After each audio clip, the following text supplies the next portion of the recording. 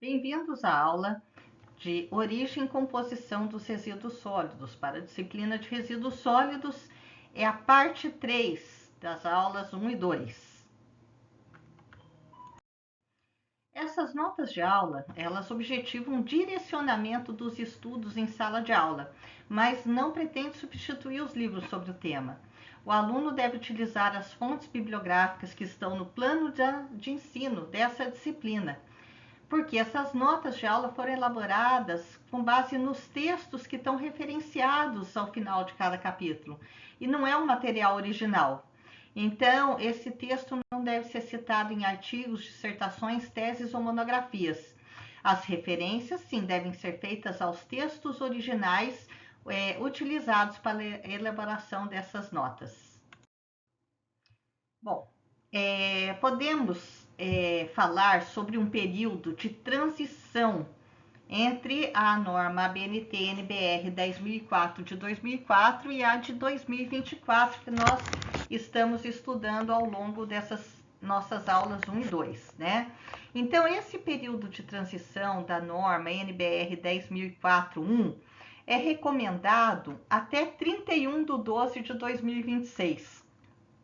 Durante esse período, os conteúdos da ABNT-NBR 10.004 de 2004 e das normas correlatas ainda podem ser aplicadas. E por essa razão, nessa parte 3, nós vamos falar sobre a NBR 10.004 de 2004, por causa desse período de transição. Dessa forma, é possível que as partes interessadas se adequem aos requisitos da nova edição da norma, né? E os tópicos da norma que vão abordar esses aspectos incluem as diretrizes transitórias, que nós vamos mencionar nos próximos slides. Diretrizes transitórias, os aspectos. As inúmeras mudanças nos conceitos do processo de classificação de resíduos que resultaram na revisão da norma da 10.004/2004 para a 10.004 de 2024, 10.004-1, 10.004-2 de 2024, né? Então, é bem mais complexa a aplicação dessa revisão, conforme nós vimos na parte 2 dessa aula anterior, pelos setores públicos e privado e pelo terceiro setor. Então, há uma necessidade de capacitação de todo o corpo técnico, tanto dos setores públicos quanto privado e do terceiro setor, para permitir a correta aplicabilidade dessa série ABNT-NBR 10.004 de 2024.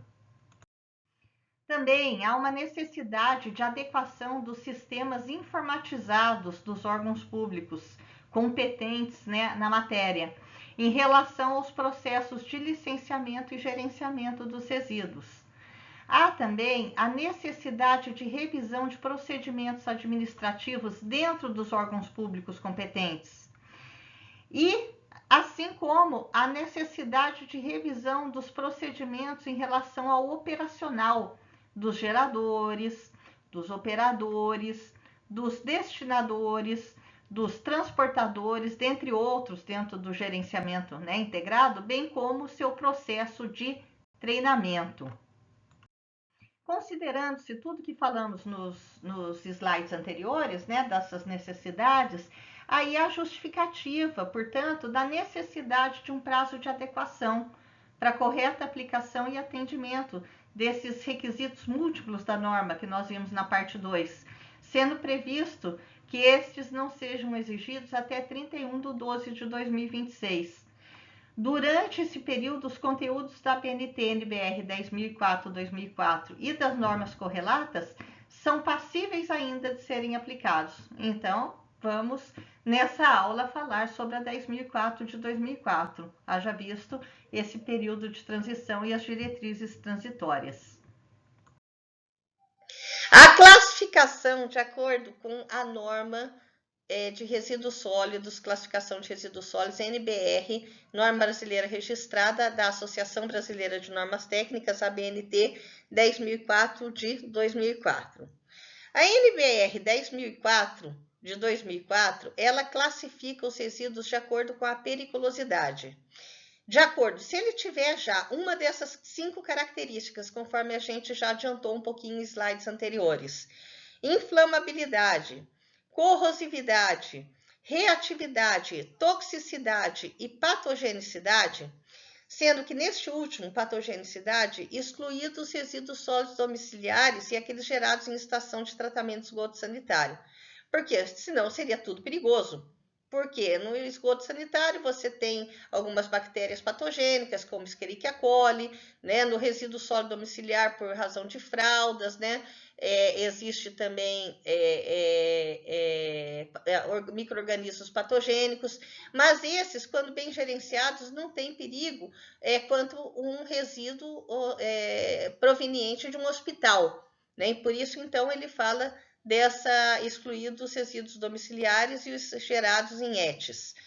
Então, e a norma NBR 10.004, ela também dá quais são os critérios para que possa dizer se possui a inflamabilidade, a corrosividade, a reatividade, a toxicidade e a patogenicidade.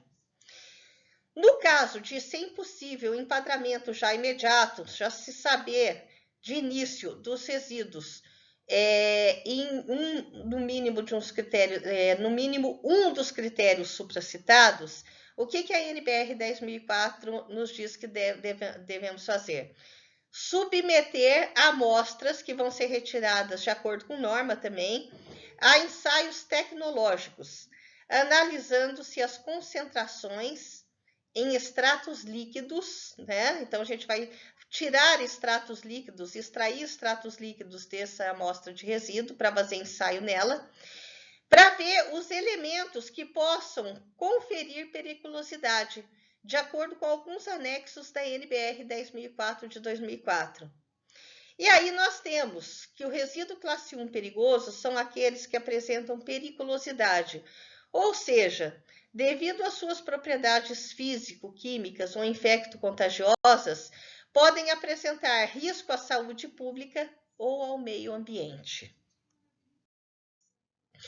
Nesse sentido, a Associação Brasileira de Normas Técnicas elaborou e atrelou à NBR 10.004 essas 3 normas, a 10.005, 10.006 e 10.007.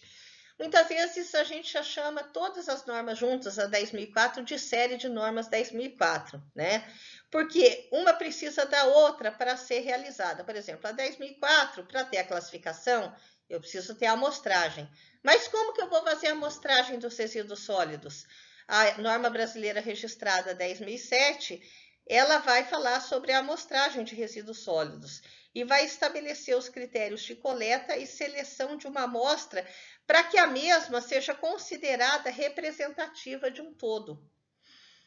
A NBR 10.005, ela vai falar sobre a lixiviação de resíduos, um procedimento para obtenção do extrato lixiviado.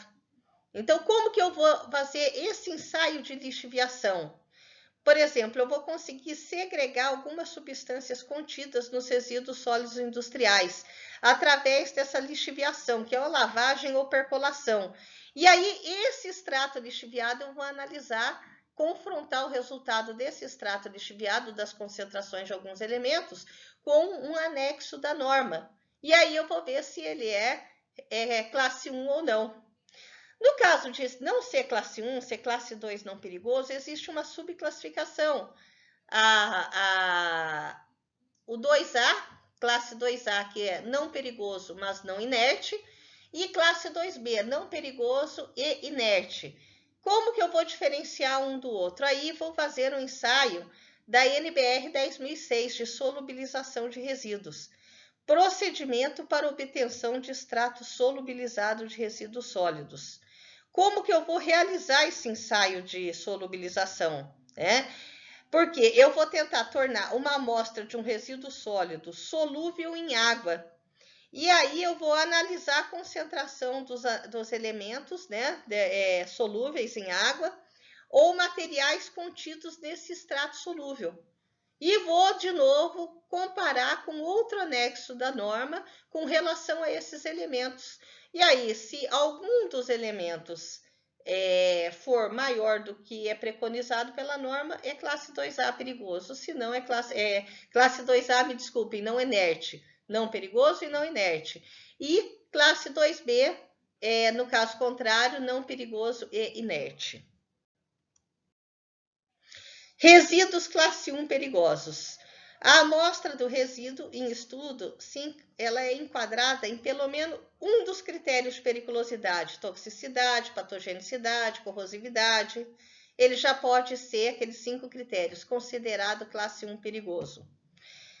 Se foram descartados os critérios de periculosidade daquelas 5 características, a gente ainda tem que proceder ao ensaio de lixiviação. Então, a gente vai formar o percolado lixiviado.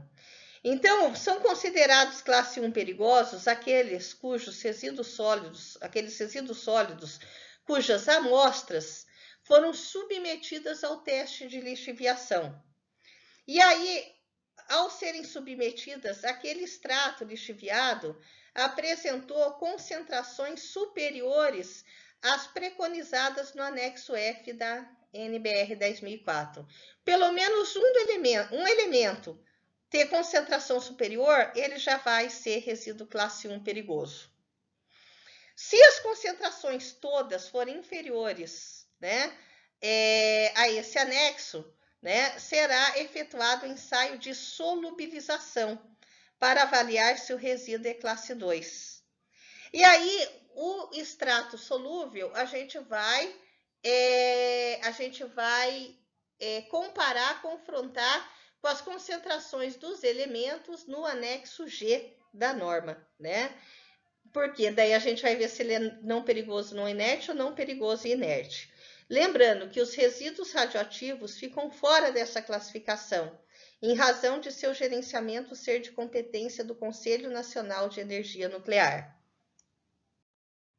O anexo F da ABNT-NBR 10.004, de 2004, ela mostra a concentração em que deve haver no limite máximo do extrato obtido naquele ensaio de lixiviação que nós falamos nos slides passados.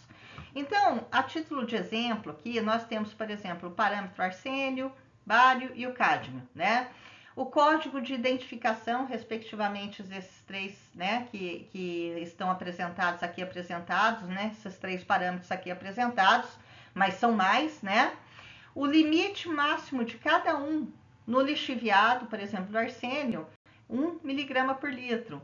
Do bário, 70 mg por litro, E a Chemical Abstract Substance, que é CAS, de cada um deles.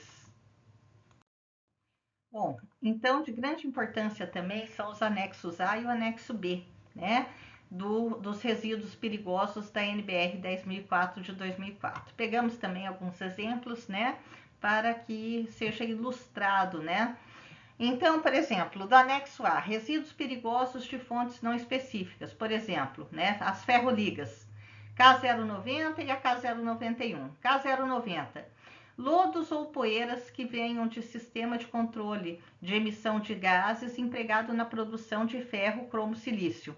O que dá a periculosidade ao cromo, que é tóxico, O K091, lodos ou poeiras provenientes de sistemas de controle de emissão de gases empregados na produção de ferro-cromo. O que tem de perigoso aqui? O cromo e o chumbo, ambos são tóxicos, E o anexo B, resíduos perigosos de fontes específicas.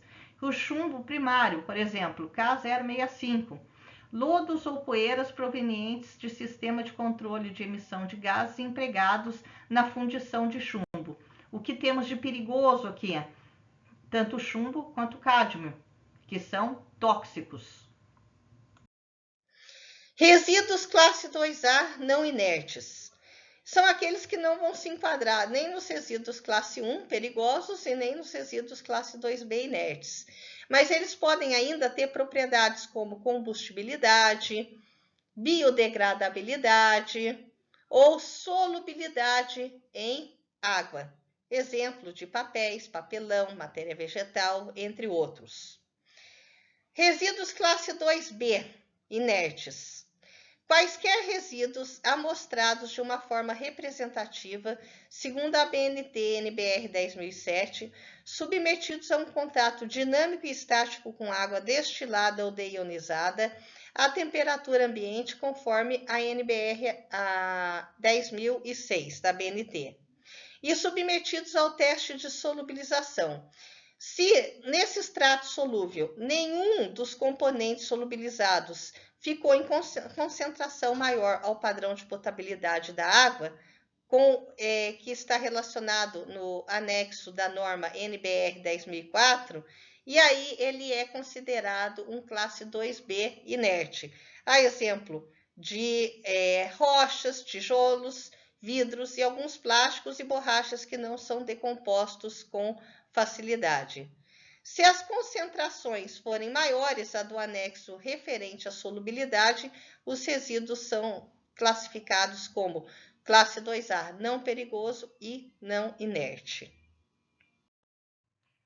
O anexo G da ABNT-NBR 10.004 de 2004 vai nos mostrar os padrões para o ensaio de solubilização. E aí colocamos alguns exemplos também. Por exemplo, os parâmetros Aldin, Diodrin, alumínio, arsênio, bário, cádmio, chumbo, né? Por exemplo, para o bário, o limite máximo no extrato do ensaio de solubilização, 0,7 mg por litro. Mas são mais parâmetros que nós temos aqui, né? Que são apresentados no anexo G. Resíduos sólidos perigosos para fins energéticos, um fluxograma de acordo com a ABNT NBR 17.028 de 2022. Bom, os resíduos perigosos, né, resíduos sólidos perigosos e outros, né, eles vão passar por um crivo dos requisitos, né, de aceitação, né, acordados com a unidade de processamento, né? Então, vai haver a aplicação dos critérios de elegibilidade, se ele pode ir para essa unidade de processamento que vai fazer o aproveitamento energético, né? Então, aqui é um ponto, até aqui nesta linha, é um ponto de recepção do resíduo, né? Onde começa o escopo da ABNT-NBR 17.028, né? E aí, se ele passou por esses critérios de elegibilidade, vai haver a preparação do resíduo sólido, né, com esse potencial energético, né? Então, ele vai passar pelo crivo dos requisitos, né, do resíduo, né,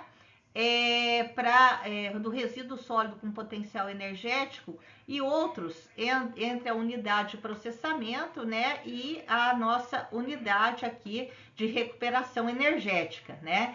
Então, temos aqui os requisitos, né, que são aplicados na unidade de recuperação energética a partir do resíduo sólido com potencial energético, né? O resíduo sólido perigoso com potencial energético. Para passar deste ponto para cá, há uma aplicação dos critérios, né, que está dentro do escopo da NBR 17028, dos critérios para o resíduo sólido com potencial energético, os requisitos do processo entre uma fase e outra aqui, né? Bom, então temos aqui, ela não se aplica aos resíduos sólidos urbanos para fins energéticos, porque nós teremos uma outra norma só para isso, né? O RSUE, né?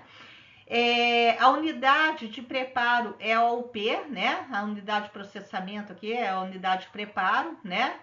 CDF, que é a emissão final, aqui onde termina o escopo da 17028, é o certificado de destinação final desse resíduo, depois do aproveitamento energético.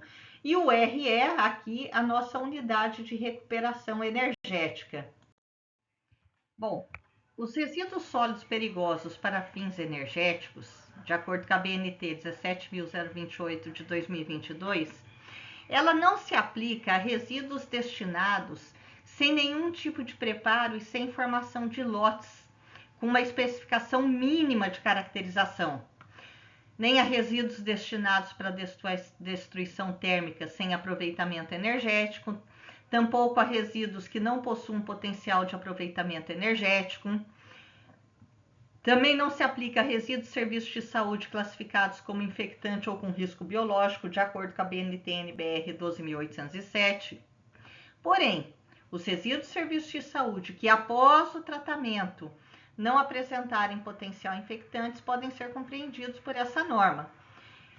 Mas não se aplica aos resíduos inelegíveis por apresentarem patogenicidade ou reatividade, de acordo com a BNT-NBR 10.004, e também não se aplica a rejeitos radioativos. A norma ainda menciona, a 17.028, que não se aplica também a processos e tecnologias de destinação final ambientalmente adequados de resíduos perigosos que não possuam potencial de aproveitamento energético. Responsabilidades dos geradores de resíduos sólidos e do poder público, de acordo com o decreto que regulamentou a Lei da Política Nacional de Resíduos Sólidos, o Decreto 10.936 de 2022.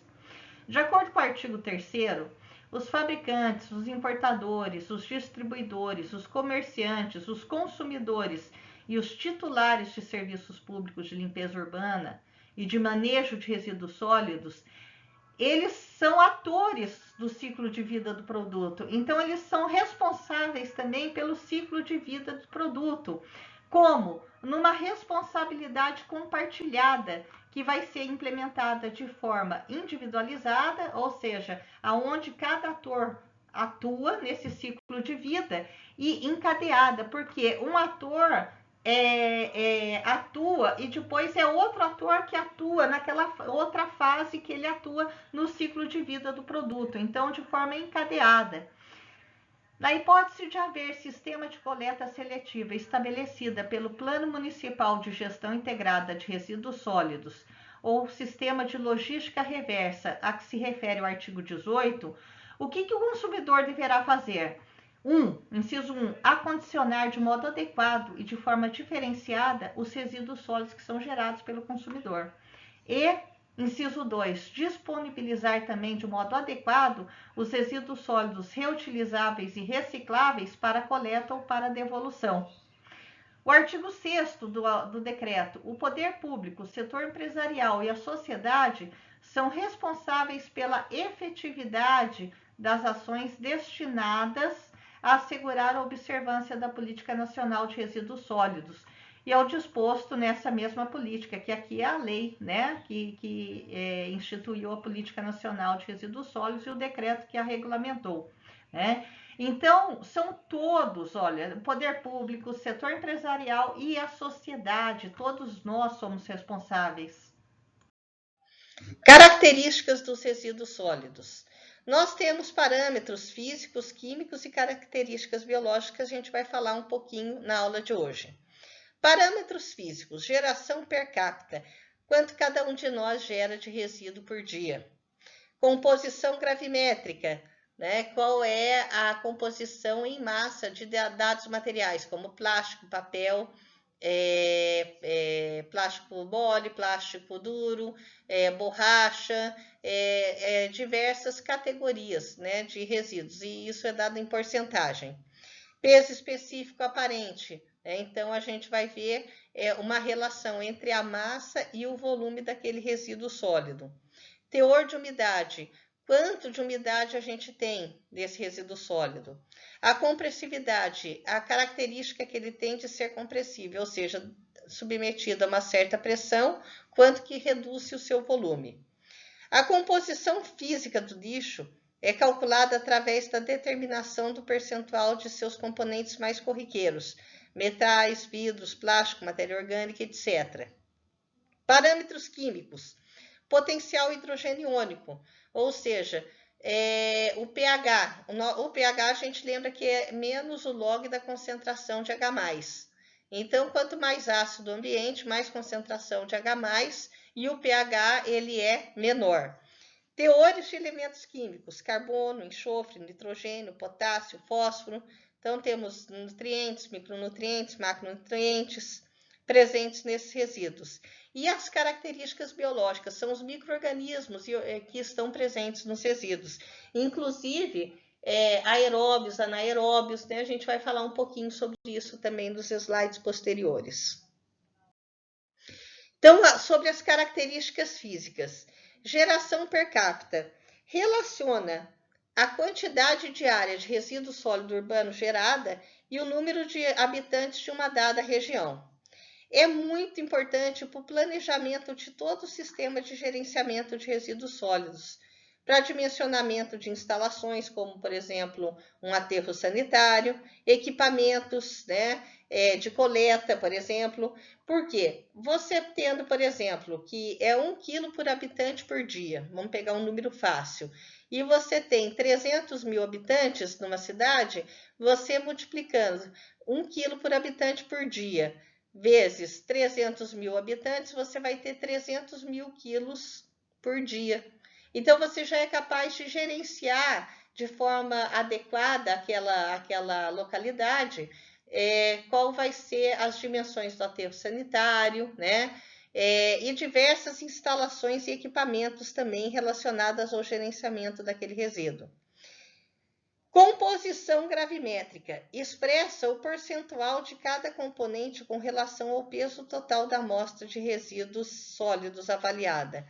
E ela é com relação aos componentes mais corriqueiros, mais comuns no lixo, por exemplo, matéria orgânica. Por isso que a gente fala, o lixo, os resíduos sólidos urbanos no Brasil apresenta mais de 50% de sua composição de matéria orgânica. Porque foi feita a amostragem, né, dos resíduos sólidos urbanos no processo de quarteamento, e depois dessa amostragem foram feitos alguns ensaios, né, e para isso fez a relação em massa de um determinado material, por exemplo, a matéria orgânica, com relação à massa, o peso da amostra total, e viu que mais da metade daquele peso era de matéria orgânica. Então, a gente tem, por exemplo, esse exemplo de matéria orgânica, mas tem plástico, papel, metal, né? Peso específico aparente expressa a quantidade de água presente nos resíduos sólidos, que vai ser mensurada em percentual do peso. Então, por isso que, às vezes, no peso específico aparente, a gente não vai, pode ou não considerar a chuva. Por quê? A chuva vem a água incorporada ali no meio. Ele vai se modificar em função das estações do ano. Por quê? Com a incidência de chuva, a gente pode imaginar um teor de umidade variando entre 40% a 60%. Então, com certeza, aqueles caminhões que faziam 3 viagens, por exemplo, e podiam ir para um aterro sanitário, em 2 eles já vão estar cheios. Por quê? Porque a água vem com aquela massa, contribuindo com a massa dela também. E essa umidade vai ter influência muito grande sobre a densidade, porque vem a massa da água, e também a velocidade de decomposição biológica da massa de resíduos sólidos urbanos, assim como do poder calorífico. Por quê? O poder calorífico é a mistura do poder calorífico de diversos materiais. Quanto mais úmido, né, mais a gente tem o poder calorífico aí prejudicado, né, em razão dessa umidade que tem que ser eliminada antes do aproveitamento do poder calorífico dessa massa de lixo, que é a mistura de vários materiais com poder caloríficos diferentes. Então, os resíduos sólidos domiciliares, a densidade aparente, mais ou menos em 200 kg para cada metro cúbico. Quando ele já está compactado, isso daí aumenta para mais ou menos 450 kg por metro cúbico. Compressividade. Ele vai expressar a redução do volume que uma massa de resíduo sólido pode suportar quando ela é compactada. Ou seja, é o grau de compactação. Então, D'Almeida e Vilhena, eles dão um exemplo aqui. Submetido a uma pressão de 4 kg por centímetro quadrado, o volume dos resíduos sólidos urbanos pode ser reduzido de 1/3 a 1/4 do seu volume original. Aí, a gente não pode esquecer, quando vai fazer o cálculo de aterro, né, dos equipamentos de coleta de resíduo sólido urbano, é a tendência de se expandir depois que acaba aquela pressão, né? Quando a pressão que compacta a massa de resíduo sólido urbano, ela é retirada, então ela tem a tendência a se expandir novamente. Então, de modo similar à compressão, mas não chega a retornar ao volume anterior. Esse fenômeno é chamado de impolação e deve ser respeitado nas operações de aterro com resíduo sólido. Teor de materiais combustíveis e incombustíveis. De acordo com de Almeida e Vilhena, a quantidade de materiais que se prestam à incineração de materiais inertes. Juntamente com a umidade, né, ela vai também, de modo aproximado, nos dar informações acerca das propriedades de combustibilidade desses resíduos. Características químicas, poder calorífico. Poder calorífico, característica química que representa a capacidade potencial de um material desprender determinada quantidade de calor quando é submetido à queima. O poder calorífico médio do resíduo sólido domiciliar se situa na faixa de 5.000 quilocalorias para cada quilograma. De Almeida e Vilhena, eles definem como a quantidade de calor gerada pela combustão de 1 quilo de resíduo sólido urbano, misto, né? E não somente dos materiais facilmente combustíveis. É muito importante essa variável, esse parâmetro, quando nós estamos dimensionando, considerando instalações de incineração. pH é o potencial hidrogeniônico. Indica o teor de acidez ou alcalinidade dos resíduos sólidos. Né? Acidez quando eu tenho bastante concentração de H+, né? E essa concentração de H+, lembrando que o pH é menos o log da concentração de H+, diminui o valor do pH. Então, valores baixos de pH são ambientes mais ácidos e valores maiores mais alcalinos. Normalmente, situa-se na faixa entre pH entre 5 a 7. Características químicas. Composição química. Teores de matéria orgânica, carbono, nitrogênio, potássio, cálcio, fósforo, magnésio, ferro, zinco, cobre, manganês, sódio e enxofre. São macro e micronutrientes, assim como nós precisamos, né, dos macro e micronutrientes, a biota que está dos resíduos sólidos, e no caso da gente estar falando de tratamento até aeróbio, tratamento anaeróbio, né? Essa biota e as necessidades nutricionais de micro e macronutrientes acaba sendo bem importante para a gente fazer esse controle operacional, por exemplo, de uma compostagem, que é aeróbia. Ou de uma biodigestão da fração orgânica de resíduos sólidos urbanos, que é anaeróbio. Também temos resíduo mineral total, resíduo mineral solúvel e gorduras e teor de cinzas. Quando eu avalio em conjunto com os parâmetros, relação carbono-nitrogênio, que é o próximo parâmetro que a gente vai explicar, e o pH, ele é significativo para a escolha da forma mais apropriada de tratamento, principalmente a compostagem, e também forma de disposição final. Relação carbono-nitrogênio, relação CN. Ele vai nos dar informações sobre o grau de decomposição da matéria orgânica dos resíduos sólidos em processos de tratamento e disposição final, como, por exemplo, a compostagem. A gente vai vendo essa relação carbono-nitrogênio. Começa em 30:1, deve terminar lá no 18:1, porque as bactérias, os micro-organismos, eles assimilam a quantidades em proporções diferentes o carbono e o nitrogênio. E isso daí vai dando uma relação diferente de acordo com o que vai sendo desenvolvido a decomposição, nos dá informações acerca do grau de decomposição. Em geral, situa-se entre 35:1 a 20:1. Teor de matéria orgânica. Quantidade de matéria orgânica contida no lixo. Inclui matéria orgânica não putrescível, como papel, papelão, e putrescível, verduras, alimentos, etc., de acordo com de Almeida e Vilhena. Características biológicas. Elas são representadas por agentes patogênicos e, conforme a gente falou, a população microbiana presente no resíduo sólido, né?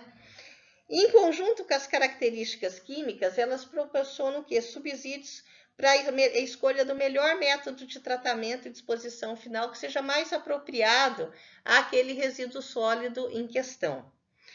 A decomposição aeróbia, a exemplo da compostagem, ela é muito mais rápida, E quais são os subprodutos que vão resultar? Gás carbônico, sais minerais de nitrogênio, potássio, fósforo e outros macro ou micronutrientes solúveis em água e assimiláveis com facilidade pelo sistema radicular das plantas. Por isso que a gente fala que o quê? Está sendo produzido matéria orgânica com característica física e química bem diferente do que é a original, né? E que vai formar o composto umificado, o humus, e ele é o nosso adubo natural, que vai ser bem assimilado com facilidade pela raiz das plantas, as raízes das plantas. E também alguns compostos orgânicos de mais lenta biodegradabilidade, em geral de natureza fibrosa ou coloidal. E eles são adubos, bons condicionadores do solo, por exemplo, o humus natural, essa decomposição aeróbia, ou seja, os micro-organismos precisam do oxigênio como aceptor de elétrons, eles que vão receber o oxigênio, que vai receber os elétrons que foram doados da matéria orgânica que foi oxidada. Decomposição anaeróbia, ela é mais lenta, né? Então, vai originar subprodutos em estágios intermediários de degradação.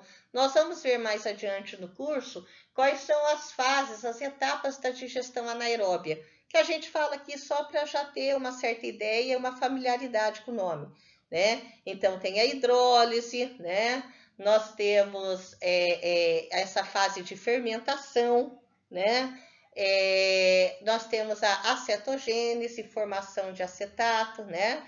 Nós temos a metanogênese, formação do metano, e a sulfetogênese. Então, a gente vai estudar cada uma dessas fases de modo adequado quando chegar a hora de estudarmos a digestão anaeróbia.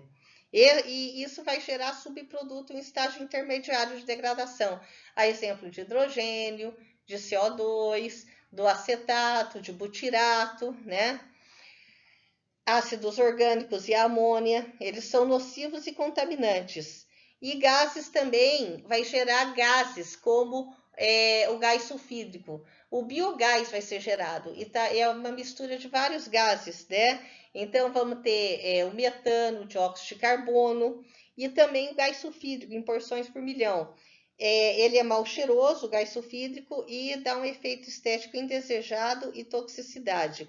Um exemplo de decomposição anaeróbia é o que ocorre predominantemente no ambiente de aterro sanitário. Por isso que a gente tem o biogás, como ele tem metano, acaba sendo aproveitado quando dá viabilidade econômica, né? Aproveitado para uso energético.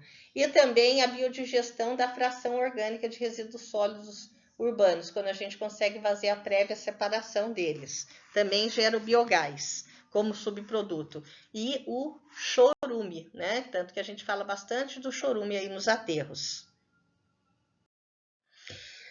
Bom, conforme a gente já falou um pouquinho nas aulas anteriores e foi falando sobre preceitos da economia circular, né? O que acontece? A gente vai priorizar a utilização de energia renovável, né? E lembrar que os materiais são finitos, né? Então, a gente vai tentar substituir os materiais, regenerar, restaurar esses materiais, né? Então, o que a gente tem? A gente tem ciclos técnicos, né? Então, a gente vai tentar reciclar, remanufaturar, reusar e distribuir, ou fazer a manutenção, prolongar a vida útil de dado material. Isso no usuário daquele material. Então, nessa ordem, primeiro tentar fazer manutenção e não jogar fora, não ser descartável as coisas. Com isso, a gente vai tentar fazer a manutenção e prolongar a vida desse resíduo, né? Quando a gente faz a manutenção, a gente preserva a vida útil para nós mesmos. Quando faz a manutenção e prolongação e prolongamento da vida útil, né, desse resíduo, a gente vai o quê? Um provedor desse serviço, né? Quando você faz o reuso e a redistribuição, você vai para quem faz a manufatura daquele produto, quem fabrica aquele produto. Quando você tenta reciclar, você vai para partes daquele fabricante. Por quê? Porque ele pode talvez fazer o quê? Fazer numa nova peça com peças que seriam em outros tempos, aí antes da economia circular, seriam descartadas, mas ainda com um potencial de utilização. Exemplo disso é a montagem de computadores com peças de diferentes computadores, né?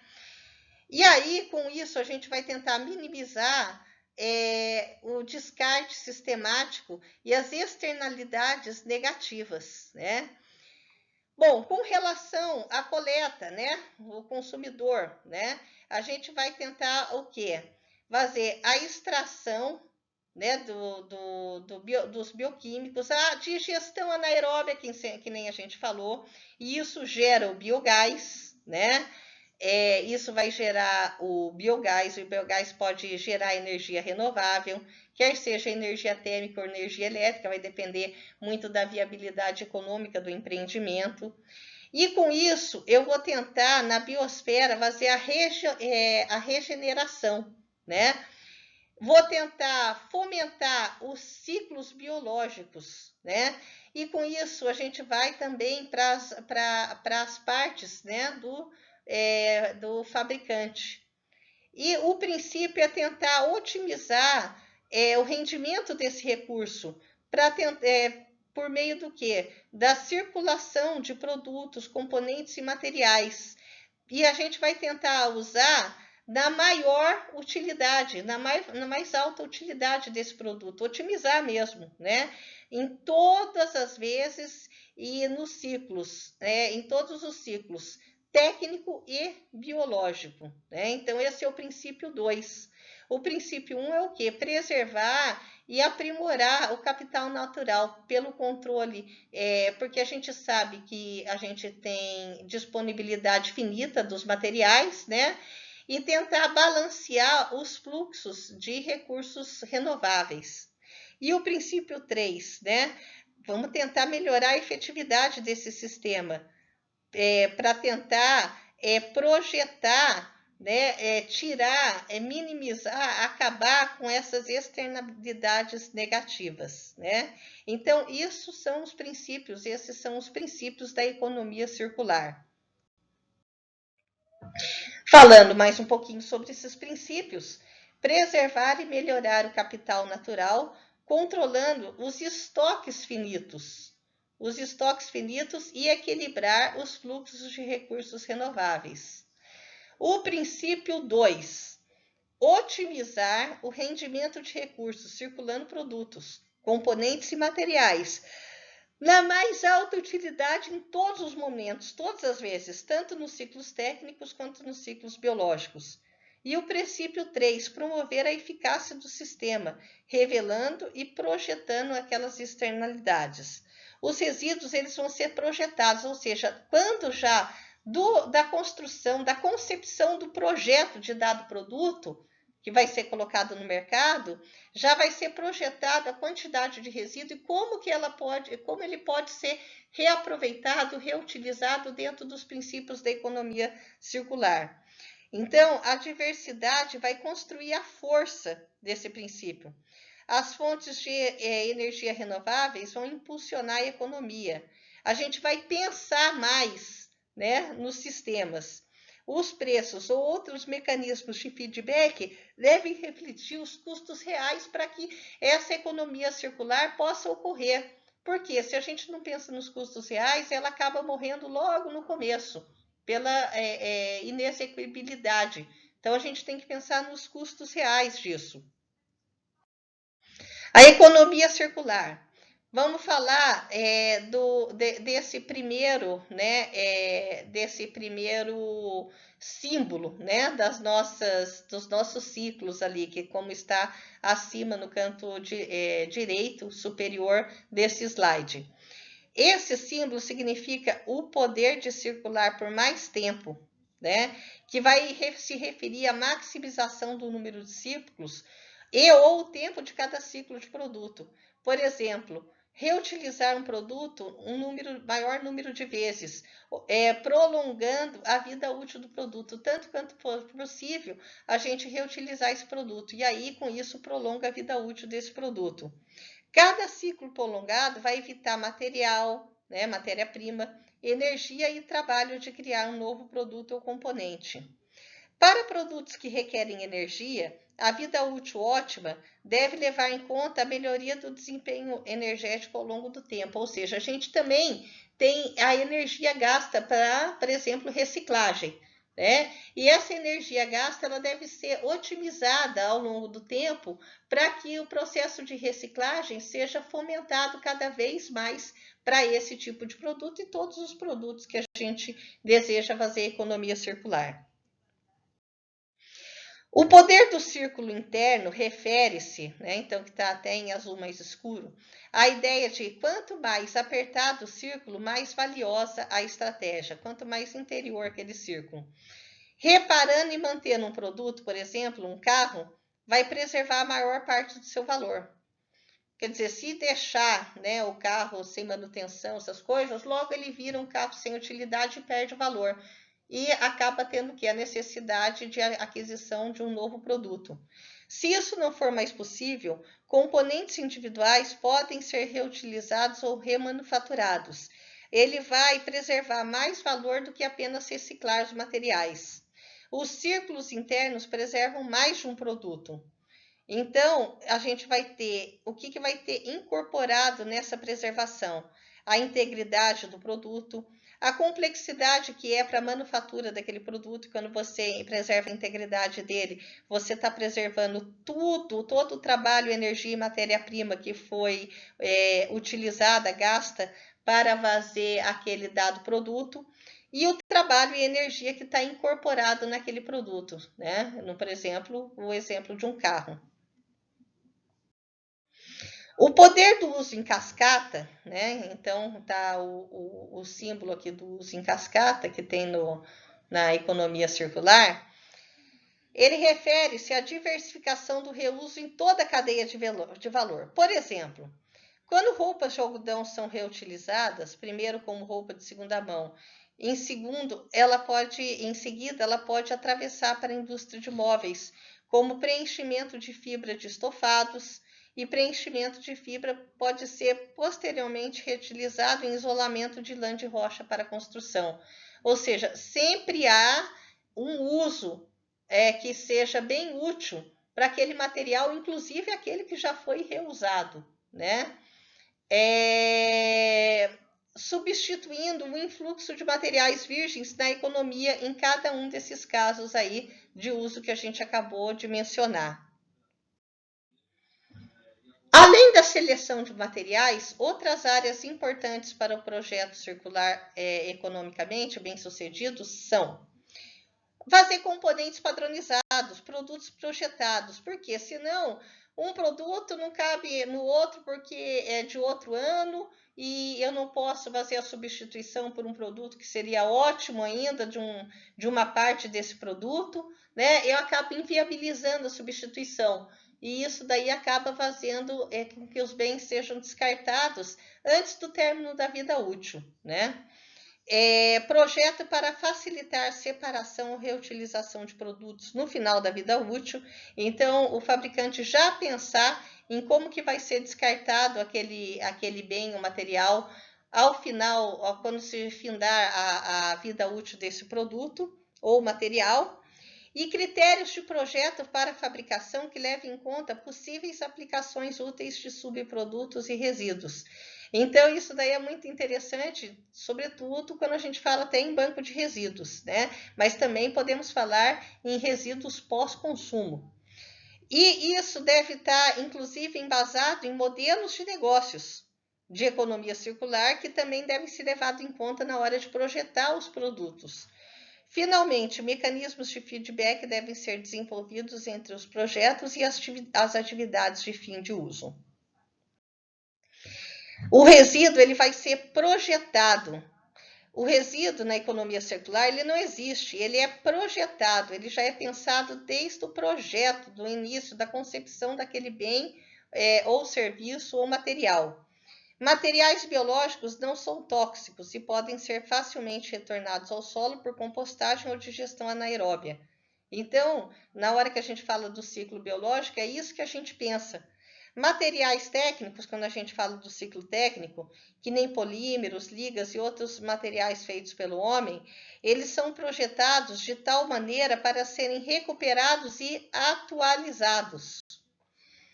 Dessa forma, nós vamos minimizar a entrada de energia necessária e maximizar a retenção do valor, porque cada ciclo ele preservava o valor, né? A gente acabou de ver em slides anteriores, em termos tanto de economia quanto de recursos.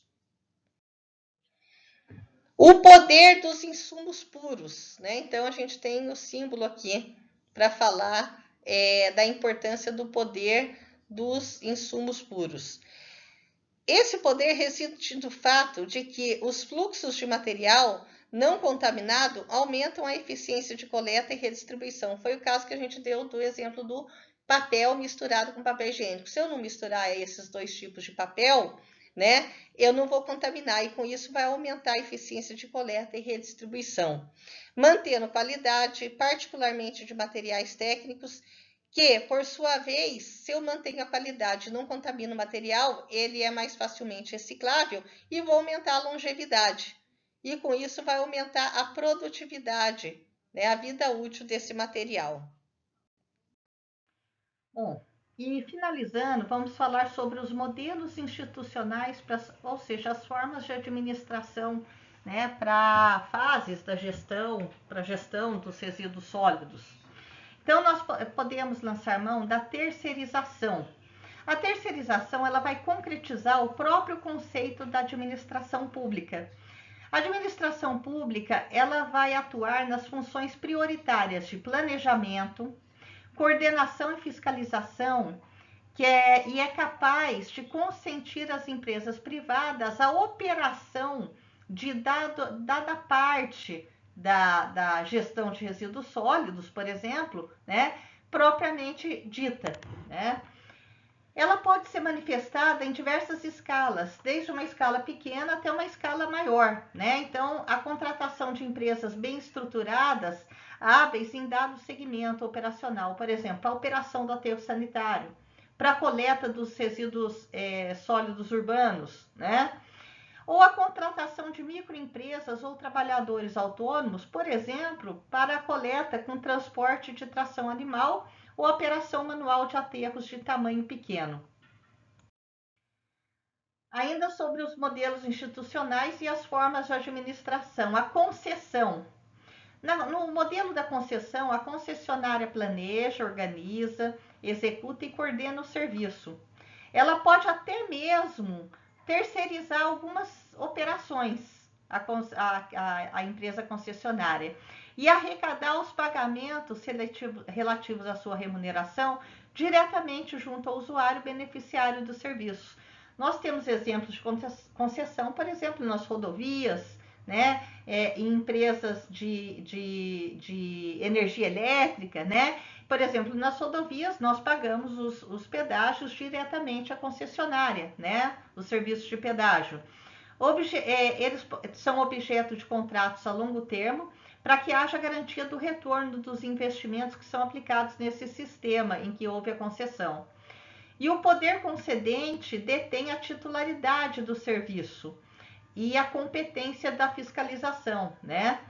Então, para isso, tem que haver também no poder concedente a necessidade de capacitação técnica e administrativa, para que possam ser executados todos os atos concernentes ao processo, decisões técnicas, preparação de termos de referência, elaboração de editais e contratos, fiscalização e o controle dos serviços prestados pela concessionária. E os modelos institucionais, as formas de administração, também temos o consórcio. Por exemplo, no caso de resíduos sólidos, a gente vê muito um acordo entre municípios visando ao alcance de metas comuns previamente constituídas. No caso de resíduos sólidos, a gente vê consórcio de aterros sanitários, por exemplo, né? Mas tem consórcios de empresas para que aquele consórcio tenha, por exemplo, o currículo necessário para participar de algum tipo de concorrência, né? Então, são reunidos recursos humanos ou financeiros dos municípios integrantes como um consórcio, objetivando tornar possível a implantação de um programa, uma ação ou um projeto que seja almejado, né? Em cidades de menor porte, é comum que todo o sistema de limpeza urbana seja operado pela administração direta, uma secretaria, por exemplo. O gestor um departamento da prefeitura ou de uma de suas secretarias, dividindo os recursos com outros departamentos ou secretarias da administração pública para que haja redução do custo. A prefeitura cuidando somente da administração dos contratos e da qualidade dos serviços e vai promover a terceirização dos serviços de coleta e limpeza urbana a empresas especializadas.